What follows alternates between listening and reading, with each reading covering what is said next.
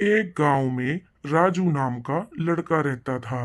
राजू अपने माता और पिताजी के साथ रहता था। वे लोग बहुत ही गरीब थे।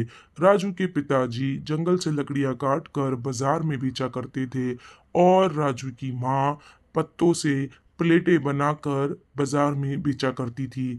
इससे उनका गुजारा मुश्किल से हो जाया जाता था। राजू बहुत ही छोटा था।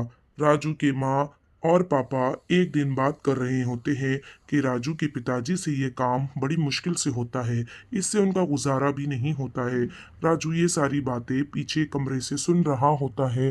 राजू सोचता है कि मैं कब बड़ा होऊंगा और कब अपने माँ और पिताजी का साथ दूंगा, कब मैं उन्हें आराम की जिंदगी दूंगा। बस यही सोचने में रात हो जाती है। अगले ही सुबह राजू के माँ और पिताजी अपने काम के लिए निकल जाते हैं। शाम में जब वो लोग रात के खाने पर एक साथ बैठे होते हैं, जब राजू अपने माँ और पिता से कहता है कि माँ माँ मुझे तुमसे कुछ बात करनी है। माँ कहती है हाँ बेटा, बोलो, क्या बात करनी है।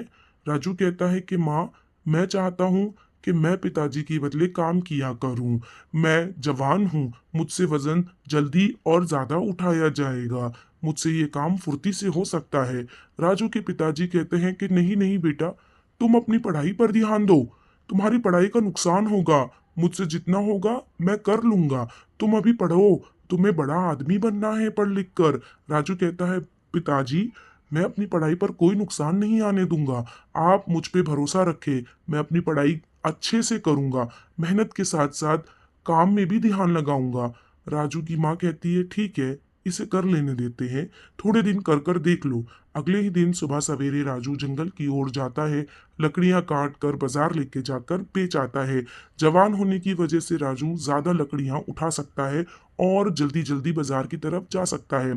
राजू उस दिन काम करके जल्दी आ जाता है और वो लोग खाने के लिए बैठ जाते हैं। दोपहर के खाने के वक्त राजू की माँ कहती है कि भगवान ने हमें बहुत ही अच्छा बेटा दिया है, जो हमारी तकलीफों को समझ रहा है, हमारी तकलीफों को नजरअंदाज नहीं करता है।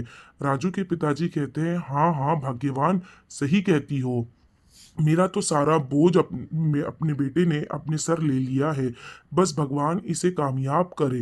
राजू, तुम अपनी पढ़ाई पर भी ध्यान देते रहना, ऐसा कहते हैं और वो लोग दोपहर का खाना सुकून से खाते हैं। राजू के पिताजी उसकी माँ से कहते हैं कि तुम बड़ी भाग्यशाली हो, जो तुम्हें ऐसा बेटा मिला है। राजू कहता है माँ, पिताजी, इसमें भाग्यशाली की क्या बात है, ये तो मेरा फर्ज है। मैं बहुत फक्र करता हूँ कि आप दोनों मेरे माँ और पिताजी हैं, क्योंकि आप दोनों मेरे लिए बहुत मेहनत करते हैं। मुझे इस बात का एहसास अब हो रहा है। माँ